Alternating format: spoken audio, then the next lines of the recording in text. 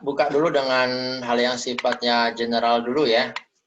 Jadi kita buka dulu dengan ini, ya, saya taruh di bawah aja deh.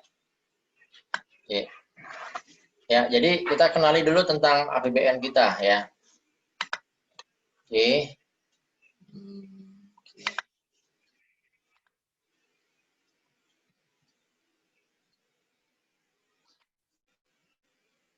Ya. Nah, kalau saya tanya nih terkait dengan format struktur APBN ya, maka kita kenal nanti akan ada dua jenis bentuk format dari struktur APBN itu ya. Jadi format lama itu menggunakan T-account, format kedua menggunakan I-account ya. Jadi ini saya yakin sudah pernah dipelajari waktu di mata kuliah PPKN, bener ya? Bener nggak nih? Iya, Pak. Iya, Pak. Nah, oke ya. Jadi pelajari lagi, kalau T-account itu berarti kiri dan kanan, maka penyeimbangnya apa? Ya, jadi kalau misalnya sebelah kiri itu ada pendapatan, sebelah kanan itu ada belanja, maka penyeimbangnya apa? Rafif coba, apa Rafif penyeimbangnya?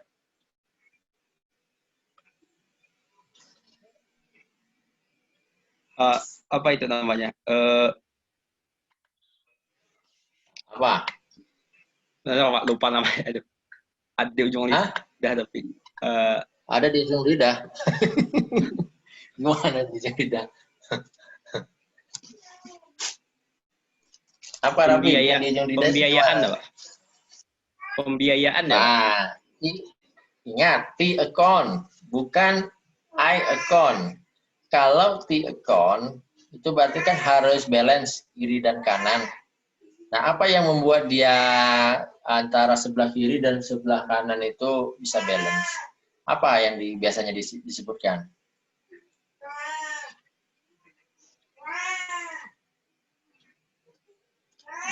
Gimana, Rafi? Ada ini nggak kebayang? Lupa Pak, ingat yang tadi itu Pak. Kayaknya kelas ini banyak lupa deh. Ayo minum pil ingat dong, pil ingat biar nggak lupa lagi ya. Minum pil ingat. Oke, ya. Siapa ya? Apa yang bisa jawab coba? Menurut apa pengimbangnya antara T dan di T-account itu apa yang membuat dia imbang? Ya bayangin aja kalau T-account itu berarti kan di sisi kiri ada pendapatan, sebelah kanan ada belanja kan. Nah, apa yang bisa dia mengimbangin kiri dan kanan? Kalau pendapatannya ada 3.000, belanjanya ada di 1.500. Supaya imbang gimana?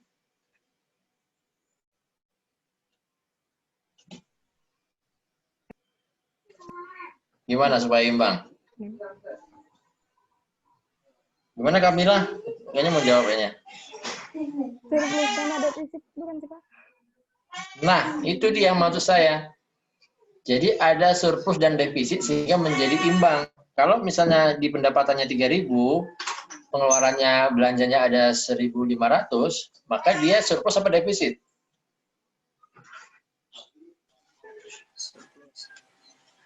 Surplus ya, karena pendapatannya lebih besar daripada belanjanya ya, maka dia surplus ya. Jadi itu yang menjadi pengimbangnya. Nah, ditaruh di mana Pak surplusnya? Ya, surplusnya itu ditaruh di sebelah kanan ya. Surplusnya ditaruh sebelah kanan. Oke. Nah, APBN T-account itu lebih modelnya harus imbang ya, harus sama kiri dan kanan. Nah, kita kemudian mengubahnya formatnya menjadi format I-account atau E-account. Tadi Rafif tadi sudah bilang ya ada pembiayaan, maka pengimbang belanja dan pendapatan di I-account itu namanya adalah pembiayaan. Ya, pembiayaan itu sebagai penutup dari kekurangan di belanja dan pendapatan. Ya, oke. Lanjut. Itu jangan lupain ya. Nah, ini formatnya ya. Formatnya akan seperti ini. Oke, kita lanjutkan. Nah, Kalau kita lihat nih data APBN, ya, kelihatan nggak datanya? Kelihatan ya? Atau kurang besar? Kelihatan, Ini Pak. sudah kelihatan belum? Kelihatan, Pak. Kelihatan ya? Oke. Nah, kita lihat di sini pendapatan negara, secara umum dulu nih ya, pendapatan negara, itu tumbuh, ya. Sampai dengan tahun 2020, itu tumbuh dia. 1.500, kemudian naik 1.600, 1.900, dan itu tumbuhnya sangat sangat tinggi ya. Kalau yang istilahnya kalau tumbuhnya itu tajam, kalau tumbuhnya mendatar kan 1.500, 1.600, 1.700, 800 kan seterusnya nih seperti itu ya. Nah, kalau ini kan tumbuhnya itu dari 600 2017, kemudian 2018-nya langsung 1.900. Jadi ini sangat tinggi tumbuhnya untuk pendapatan dalam negeri. Nah, dari 1.900 tiba-tiba naik di 2020 tadinya jadi 2.200. Ya, di sini juga menjadi ada kenaikan. Ya, ini optimisme pemerintah, ya. Nah, sumbangan PNBP di mana? Coba kita lihat. Nah, di sini nih. Kalau kita lihat tahun 2015 itu sumbangannya baru 2.255 per 1.508. Jadi kira-kira berapa persen itu? Jadi kecil sekali, ya, kecil sekali. Ya, kemudian di tahun 2000 ya, tahun 2000 kita lihat berapa nih? PNBP-nya 366 per 2.233.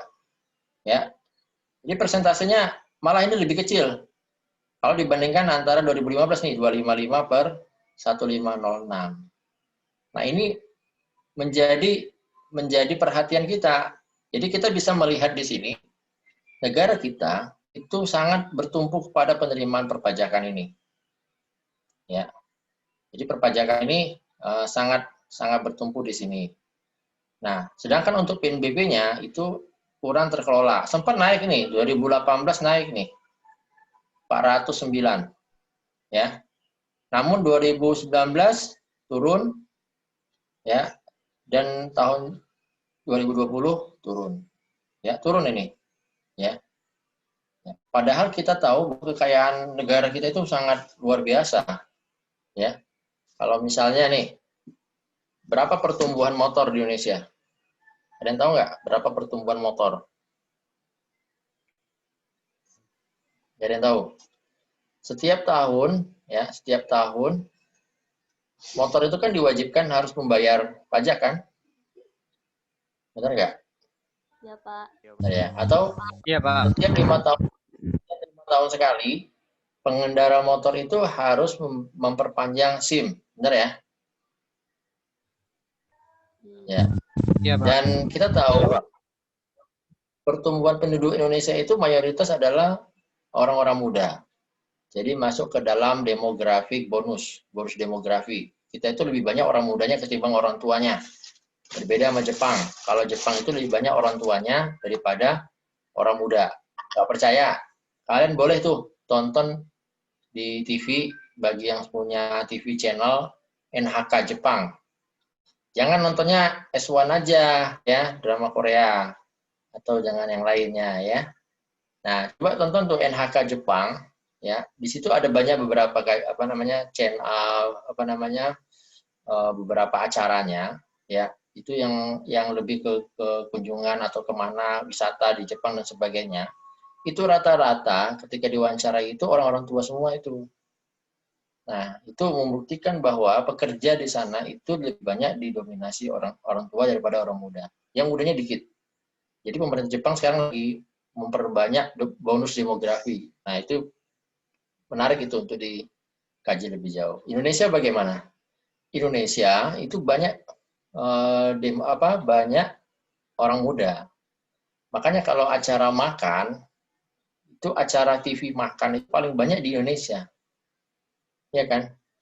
Kalian lihat di Trans 7 di mana gitu kan pasti bicara tentang kuliner-kuliner kan. Yang bagi orang muda itu tidak ada dampak apa-apa. Misalnya terlalu pedas, nggak ada dampak apa-apa bagi perutnya, bagi orang muda karena masih tahan. Tapi kalau orang tua gimana? Kalau orang tua makan kuliner udah banyak pantangannya ya. Jadi bisa sakit apa, mah atau apa gitu ya, makan kebanyakan santan bisa jadi apa namanya? Ya, itu ciri ya, ciri bahwa negara itu bonus. Acara-acara TV-nya bisa kita lihat ya. Acara-acara TV-nya itu pasti bercirikan orang muda. Nah, itu menarik. Jadi di sini kembali ke ini ya, PNBP kita ini kesimpulannya adalah belum tergarap secara baik. Ya. Kita perlu melihat ya kilas balik ya, kilas balik dari APBN kita ya sejak di awal tahun 1966 ya, sejak awal Orde Baru. Kita perlu melihat kenapa tidak dilihat dari sejak Orde Lama, karena Orde Lama itu fase di mana ketidakstabilan ekonomi ya, maupun politik. Kita nggak masuk ke politiknya, tapi kita ke ekonominya tidak stabil. Tapi sejak Orde Baru itu sudah mulai kelihatan stabil.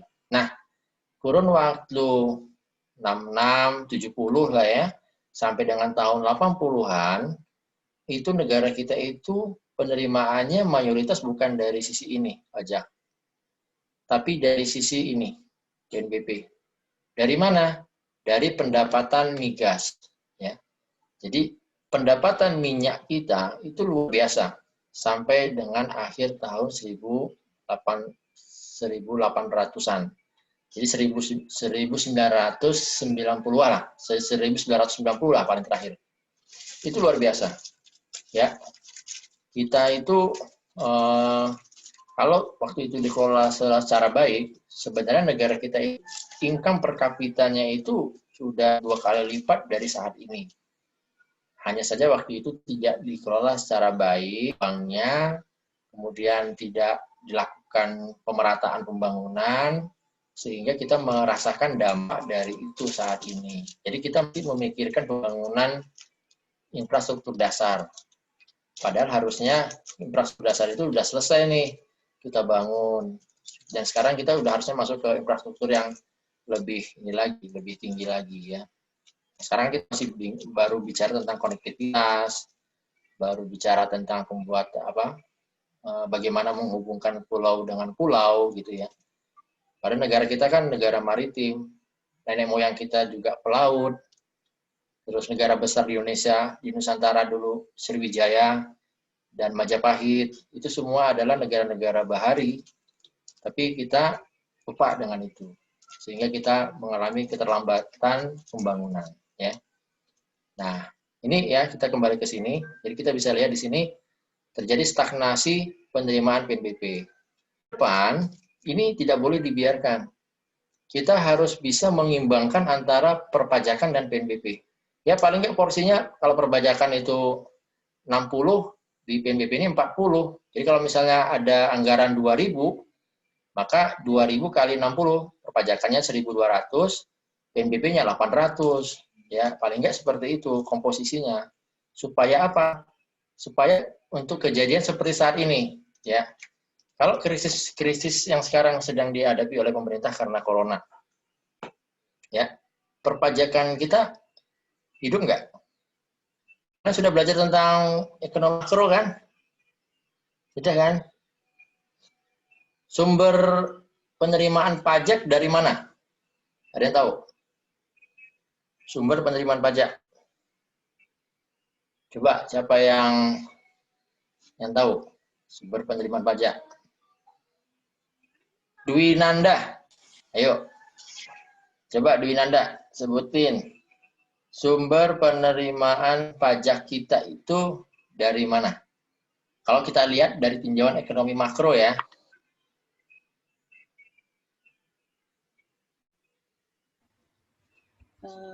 Dari PPH, terus dari itu jenisnya. Oh. Ya, PPH dari siapa? Dapat PPH pemerintah dari siapa? Dari rakyat, Pak. Rakyat yang mana? Rakyat miskin? Yang bekerja dan berpenghasilan. Penghasilannya di atas PTKP ya? Iya, Pak. Jadi syaratnya kan harus ada PTKP. Oke, jadi rakyat yang sudah memiliki penghasilan, ya. Satu lagi PPN. PPN dapat dari mana? Tia. Coba Tia.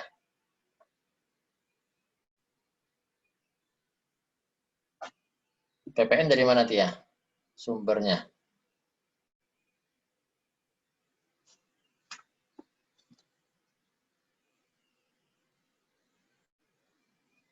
Gimana Tia?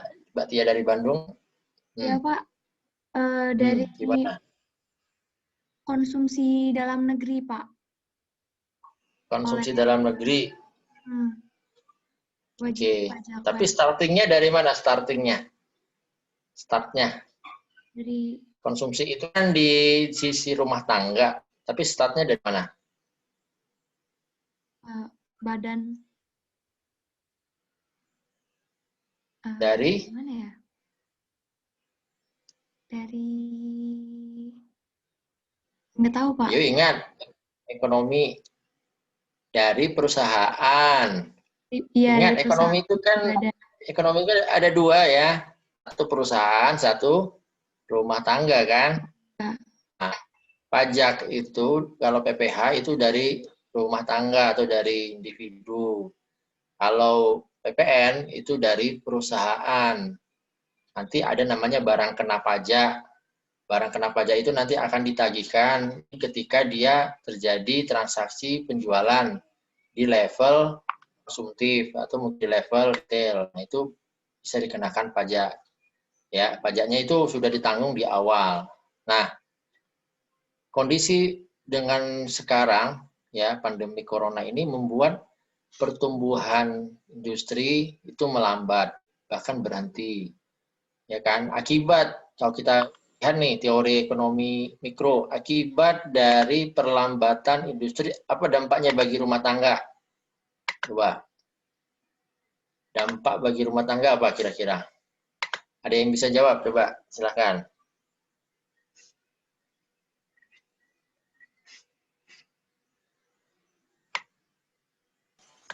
Pendapatannya mengecil, Pak. Ya, pendapatannya mengecil, bahkan tidak mendapatkan pendapatan, kan? Ya, kalau misalnya dia di PHK, maka dia tidak mendapatkan pendapatan. Nah, apa dampak kalau dia tidak mendapatkan pendapatan? Maka dia tidak ada pajak yang diterima dari sisi individu karena pendapatannya tidak ada. Ya, mana mau ditagih pajaknya? Ya kan? Nah, akibatnya apa? Pendapatan ini di sisi penerimaan perpajakan ini akan minus atau bahkan turun lah ya. Bahkan dia bisa menjadi negatif gitu kalau misalnya terlalu dalam. Nah, kalau dengan kondisi sekarang harusnya PNBP ini memiliki potensi. Ya dari mana? Ya dari SDA. Misal nih kita masyarakat disuruh bertanam, negara kita kan subur. Ya, yang menganggur disuruh bikin menanam ya misalnya atau bisa mencari ikan atau bisa pekerjaan-pekerjaan lain yang tinggal memetik dari alam. Ya, tidak perlu mengolah di industri tapi tinggal memetik dari alam. Banyak kan pekerjaan yang tinggal memetik dari alam. Contohnya apa? Menambang. Menambang kalau di bubble itu orang kalau misalnya nganggur dia melimbang timah. Ya, di sana. Maka di sana tidak ada pengangguran full unemployment tapi hanya pengangguran tersamar. Ya. Dia seakan-akan menganggur secara formal tapi sebenarnya dia bekerja dan punya penghasilan, ya. Nah, itu bisa melakukan itu. Atau kalau yang punya di daerah pesisir dia akan melaut. Kemudian dia akan kalau yang di daerah gunung dia akan memanfaatkan alamnya dan sebagainya ya. Itu dari SDA itu baru dari SDA belum dari hal-hal yang lain ya. Jadi banyak sekali yang bisa kita maksimalkan dari sini. BUMN dengan PMN harusnya dia tetap bisa bekerja ya. Manfaatan aset ya pemerintah bisa menjual asetnya. Bagaimana dengan migas? Nah, negara sekarang kan lagi mendorong nih supaya migasnya tumbuh lagi. Ya. Hanya saja perusahaan pengolahan migasnya pada lari ya karena perusahaan migasnya juga mengalami goncangan pandemi. Ya, hal yang seperti ini nih ya menjadi poin bagi kita. Saya kenapa berlama-lama di sini? Supaya kalian bisa paling enggak bisa ini menyusun hal-hal yang berkaitan dengan ini. Oke, sampai sini apa namanya? Ada yang ingin ditanyakan terkait dengan ini? Silahkan.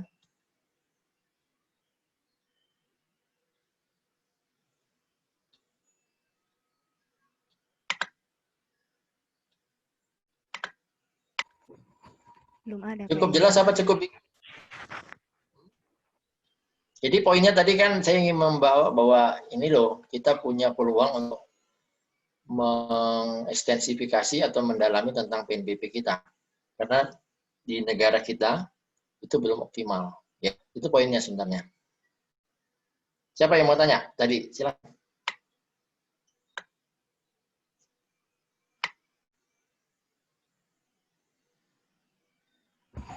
Jelas, Pak. Cukup jelas. Cukup jelas?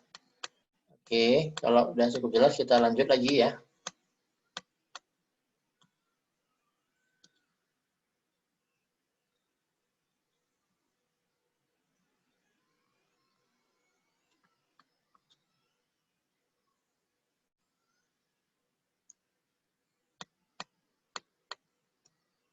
Oke, berikutnya kita lanjutkan. Ya. Nah, jenis PNBP sekarang kita masuk agak sedikit dalam nih. Jenis PNBP. Jadi PNBP itu secara umum kita bagi dalam 4 kelompok. Yang pertama yang disebut dengan sumber daya alam yang tadi saya bahas. Lalu ada kayak negara dipisahkan, ini terkait dengan BUMN.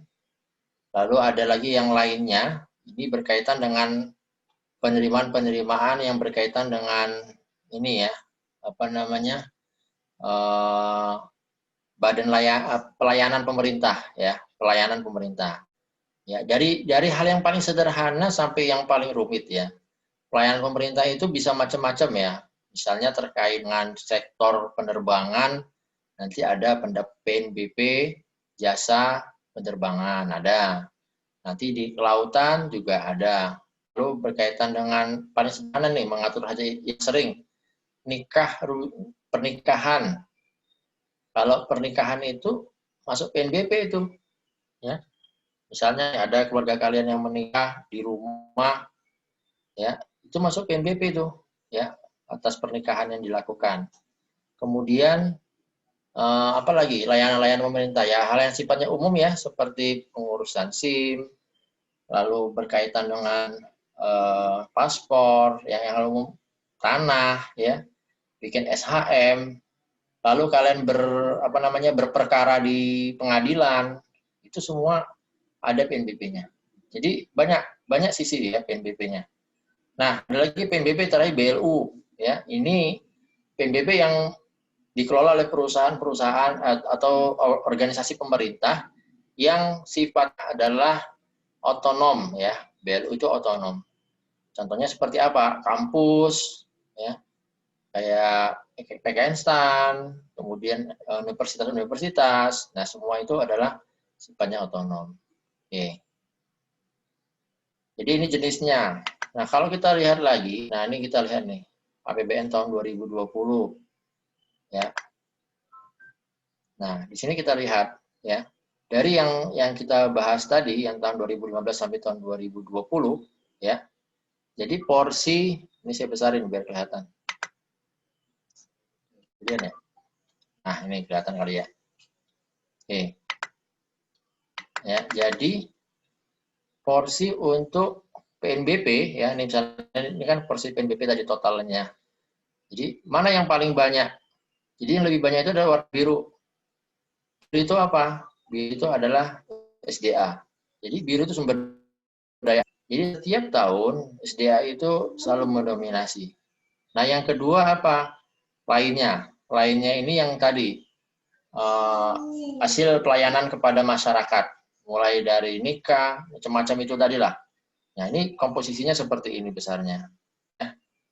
Nah, baru yang lainnya kecil-kecil, yaitu BLU, ya, maupun yang berkaitan dengan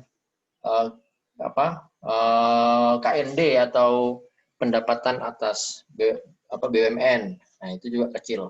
Jadi banyak ini. Ya, jadi kita bisa lihat dari postur ini yang menyatakan bahwa ternyata ada hal-hal yang perlu kita perbesar, ada yang perlu kita intensifkan. Jadi ada ekstensifikasi, ada intensifikasi. Ya. Nah, ini contoh 6KL lainnya. Oke, kita lanjutkan lagi. Nah, dari sisi hukum nih, ya, dari sisi hukum, ya ini hanya pelengkap saja bahwa PNBP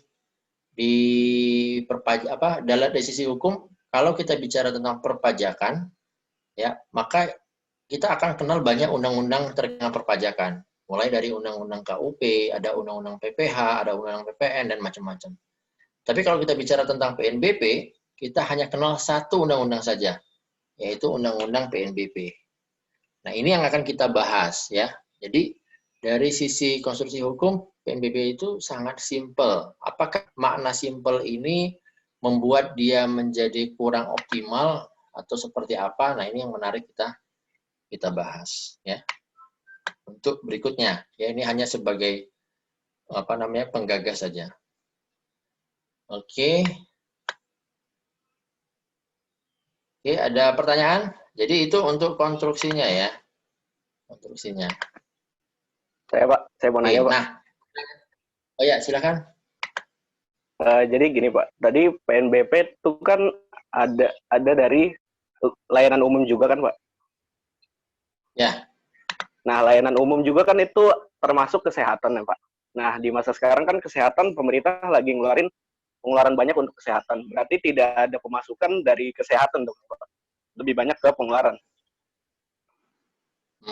Oke. Jadi untuk kesehatan, PNBP kesehatan itu kalau kita masuk tadi 4 klaster tadi, ada namanya klaster yang BLU, ya. Rumah sakit itu rata-rata sudah BLU semua. Ya, jadi kalau rumah sakit itu sudah BLU, maka pendapatannya itu ya jasa pendaftaran pasien, jasa dokter, dan macam-macam itu semua masuk ke dalam pendapatannya BLU tadi. Kemudian yang kedua, untuk jasa kesehatan ya hanya yang dilaksanakan di rumah sakit. Jadi sifat atau puskesmas, ya. Tapi jasa terkait dengan hal lainnya yang berhubungan dengan masyarakat itu justru tidak ada di kesehatan, ya. Jadi kalau kita lihat dengan kondisi sekarang pemerintah dari sisi PNBP tidak berpengaruh signifikan sebenarnya. Ya, ketika kesehatan itu lagi meledak gitu ya, banyak yang sakit ke rumah sakit, justru rumah sakit malah mendapatkan income kan di sana. Jadi kalau misalnya okupasi rumah sakit, ya, kita bicara tentang berapa kamar rumah sakit yang dipenuhi, ya, kalau misalnya kalian sekarang ke rumah sakit, boleh dicek nanti, itu jumlah kamar yang kosong itu sedikit sekali. Jadi penuh semua, ya. Jadi banyak yang penuh. Maka di sini dalam hal ini justru PNBP penurunan, apakah ada penurunan PNBP sektor di bagian kesehatan, khususnya di rumah sakit terkait dengan pandemik? Justru enggak, ya. Justru dia mendapatkan income dari kesehatan itu, ya. Hanya saja ini kan bukan masalah rumah sakit, tapi masalah tenaga kesehatan yang kita bicarakan, yang ramai bicarakan sekarang kan tenaga kesehatan. Jadi tenaga kesehatan kita itu overtime, ya. Jadi waktu kerjanya itu lebih banyak. Terus dia menghadapi resiko penularan yang tinggi. Nah, itu yang dibicarakan sekarang. Kalau rumah sakit sih saya rasa nggak terlalu banyak dibicarakan. Tapi dari sisi PNBP tidak ada dampak yang lebih signifikan lah terkait dengan itu. Mungkin gitu ya, Bayuan ya. Ininya ya. Baik, Pak. Terima kasih, Pak. Ya. Jadi kalau kita bicara untuk PNBP lainnya nanti kalian pelajari di next-nya ya. Kita akan pelajari di pertemuan berikutnya apa aja, terus bagaimana ya. Terus apakah tarif yang saat ini itu sudah dalam wajar atau tidak wajar gitu ya, dan sebagainya. Nah, itu kita akan pelajari nanti.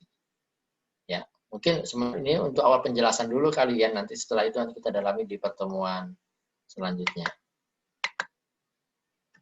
Oke, ada lagi?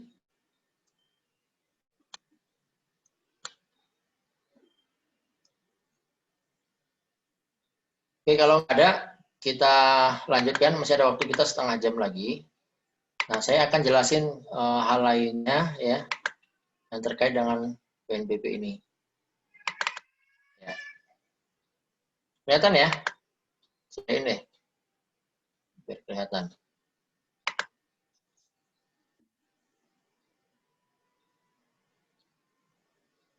Oke. Oke ya. Jadi nanti kita akan berkenalan dengan beberapa teori terkait dengan PNBP ya. Nah, ini ada yang disebut dengan teori revenue dominal ya. Jadi teori revenue dominal ini ya, ini bisa kita lihat di sini ya. Nah, ini ya. Jadi ini merupakan pendapatan negara yang pada hakikatnya bersumber dari semua milik negara ya. Apa itu misalnya sumber dari milik negara? Ya berarti kekayaan alam, perusahaan BUMN ya, BUMN. Terus apa lagi? Lembaga, kementerian lembaga pelayanan ya, kantor pelayanan kementerian lembaga. Apa lagi?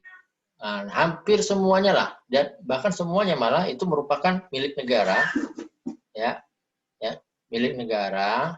Tapi kemudian dia ditarik atau dipungut pendapatannya sehingga dia menjadi pendapatan negara gitu ya.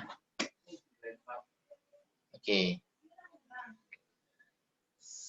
Ya, ini teori revenue dominal, nanti dicari lebih lanjut ya. Oke. Nah, ada lagi nanti teori yang berikutnya, yaitu disebut dengan teori earmark ya, earmark revenue ya. Jadi earmark revenue ini kalau tadi bicara tentang pendapatan yang diambil dari milik negara, nah earmark ini adalah pendapatan atau penerimaan yang digunakan untuk kerangka khusus ya. Jadi misalnya nih ya, kerangka khusus itu maksudnya gimana? Ya, misal nih penerimaan PNBP dari polisian ya. Polisian ini kan punya PNBP SIM gitu ya. Nah, ketika ada PNBP SIM masuk ke kas negara, siapa yang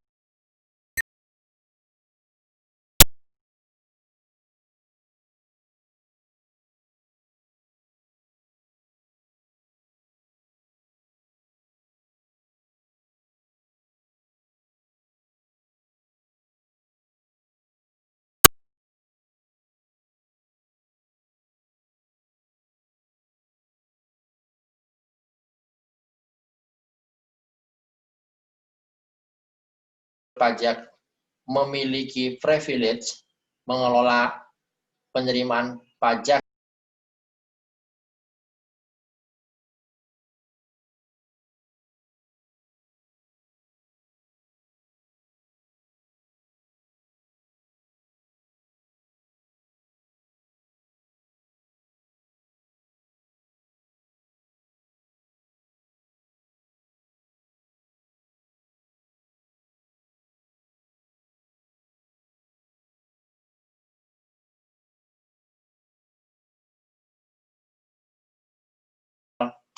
ya kepada Pemda dan macam-macam.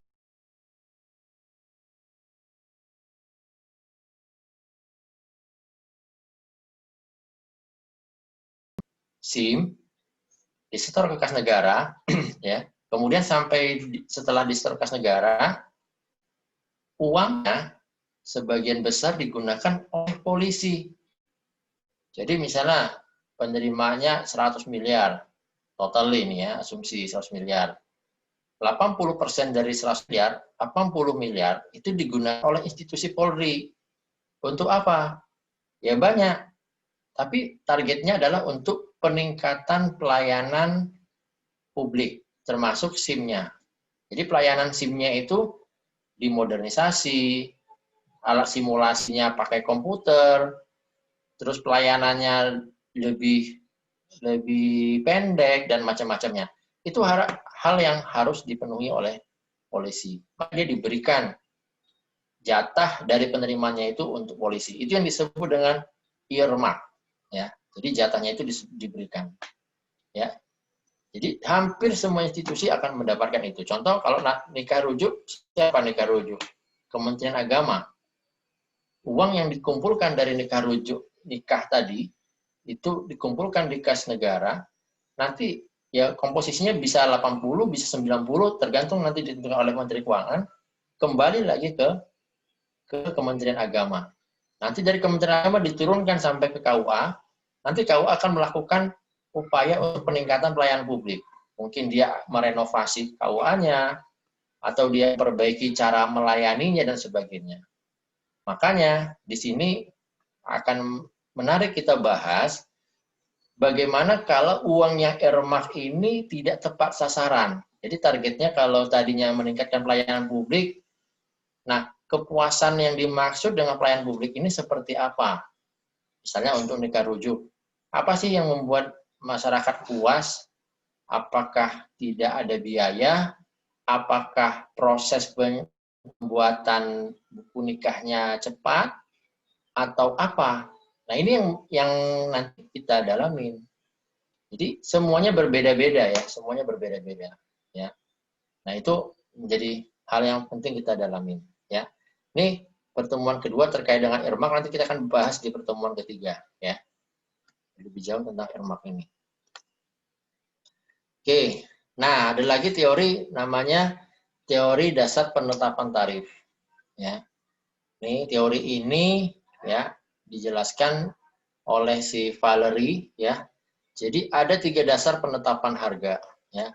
Pertama berdasarkan persaingan biaya. Yang kedua berdasarkan permintaan. Yang ketiga berdasarkan persaingan ya.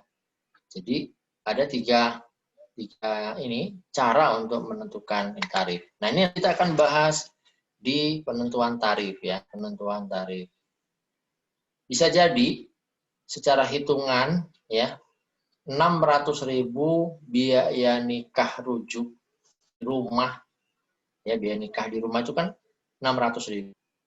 Bisa jadi itu bukan mencerminkan biaya layanan total. Maksud saya ketika kita hitung dengan menggunakan metode akuntansi biaya, ternyata biayanya itu bukan 600.000, tapi sekitar 700.000. Ya.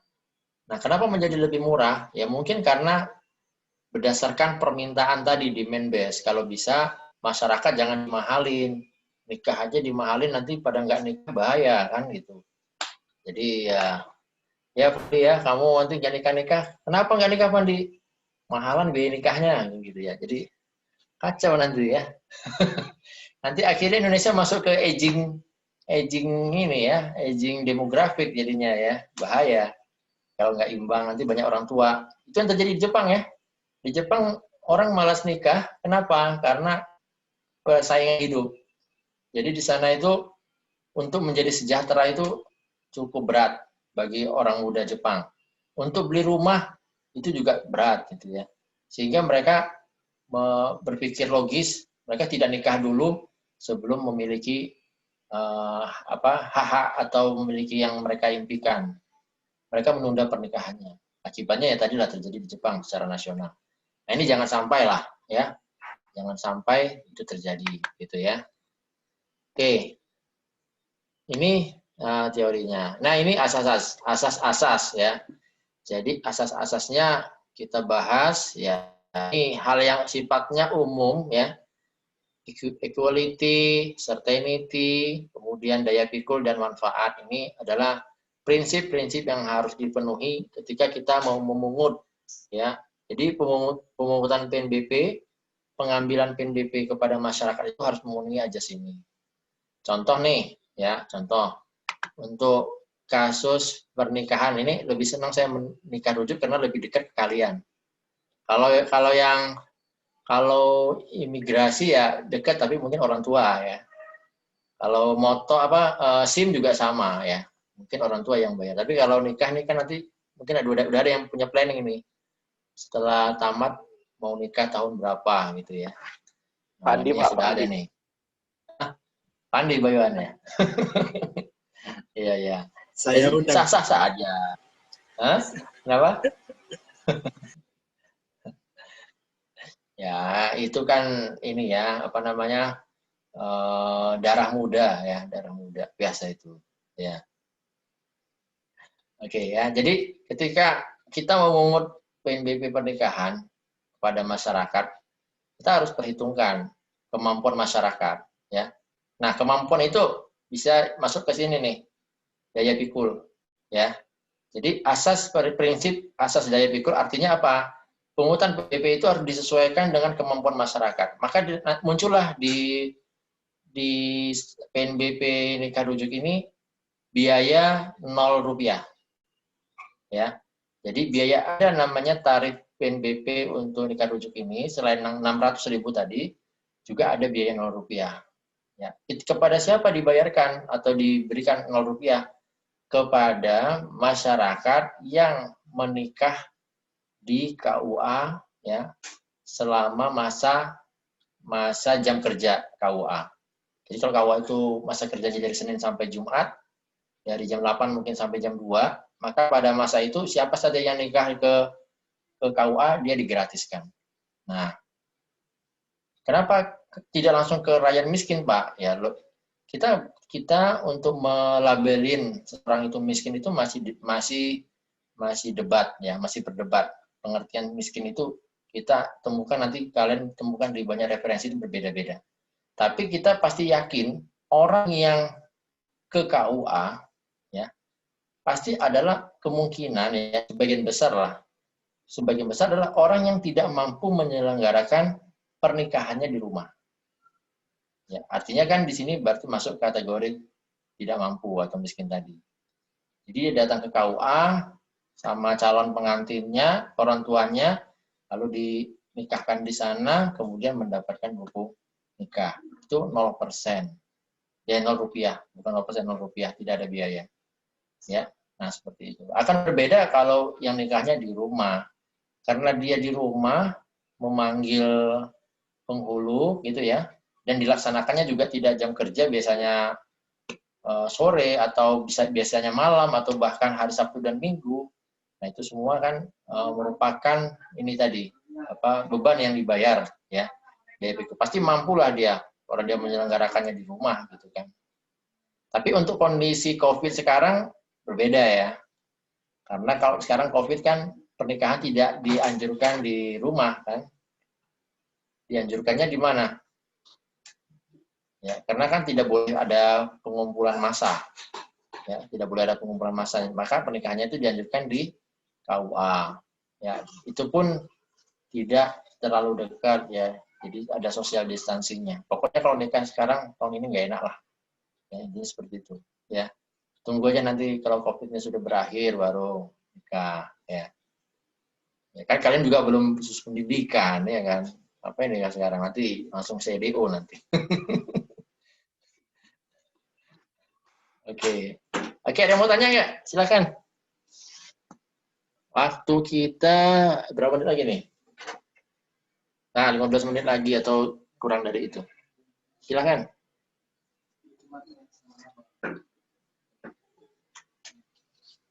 Ini baru pengenalan ya.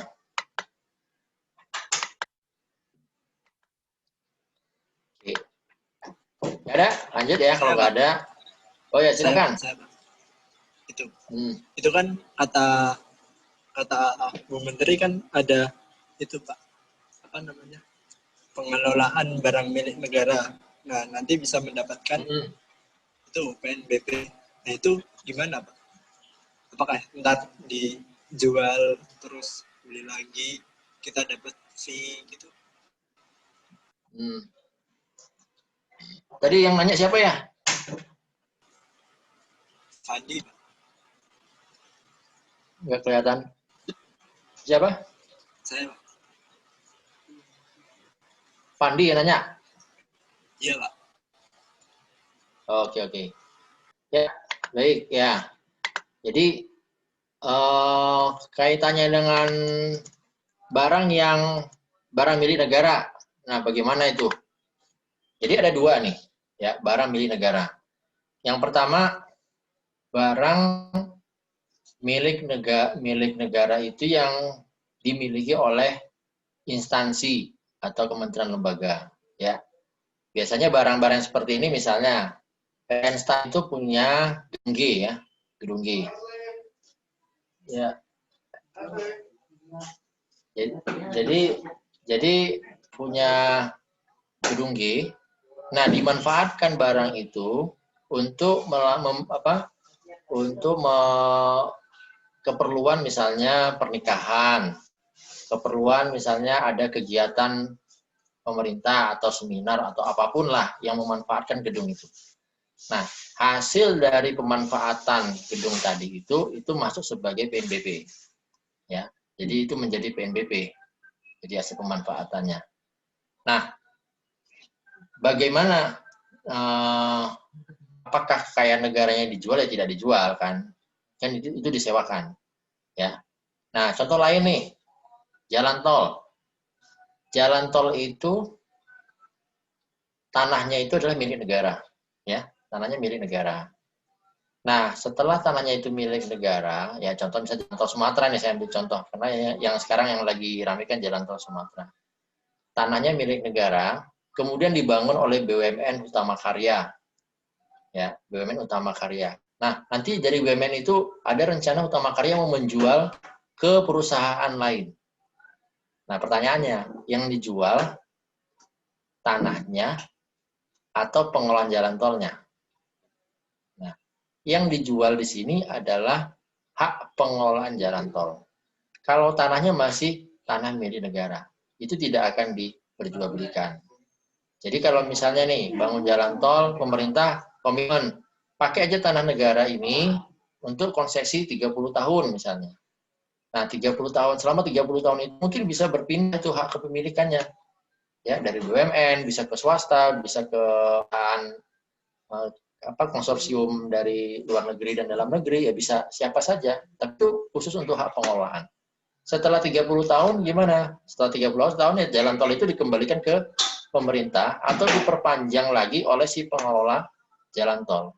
Ya boleh diperpanjang. Tapi intinya adalah tidak ada pengalihan hak kepemilikan atas ini aset, ya, aset negara ke pihak lain. Nah, gitu Fandi.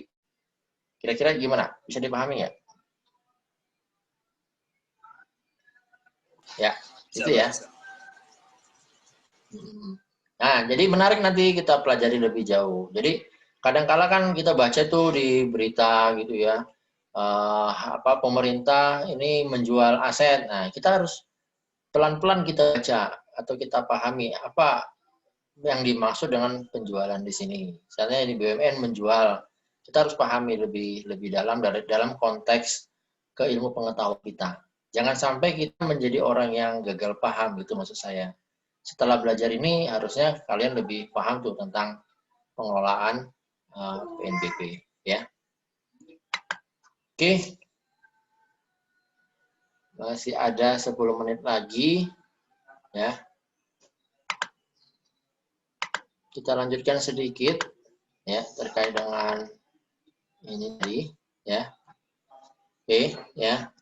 Nah, berikutnya adalah asas-asas pemungutan ini tambahan saja ya, udah habis ternyata. Jadi asas-asas ini adalah prinsip dalam proses pemungutan ya. Ini sama dengan ini, cuman kalau ini ada 4 asas ditambahkan lagi ya. Ada namanya asas tahunan, ini kan Undang-Undang Keuangan Negara nih. Asas tahunan, asas universalitas, kesatuan, spesialitas dan seterusnya ini adalah asas-asas di dalam pengelolaan keuangan. Ini di PPKN harusnya sudah dapat nih. Benar nggak? Atau belum dapat? Sudah dapat apa belum? Udah, Pak. Udah, Pak. Baca lagi ya.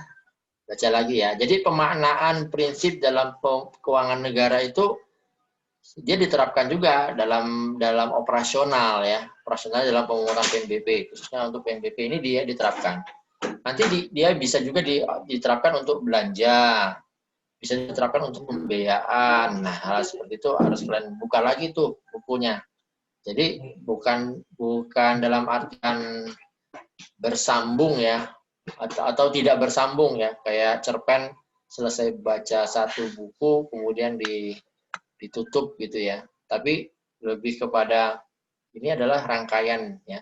Sebelum kalian dapat nanti di tingkat 3 bentuk body of knowledge dari kebendaraan negara itu kayak apa. Nah, di tingkat 3 nanti kalian akan dapatkan itu. Nah, saat ini adalah kalian merangkai. Jadi saya minta jangan dilupakan materi yang sudah ada. Semuanya itu akan di-connectingkan lagi ya. Jadi yang PPKN, terus yang makro, mikro, dan sebagainya, itu semua akan di-connectingkan dengan konteks materi atau mata kuliah yang disampaikan. Itu pesan saya tuh. Ya. Oke. Saya kira untuk materi terkait dengan awalan sama perkenalan saya kira sudah cukup lah.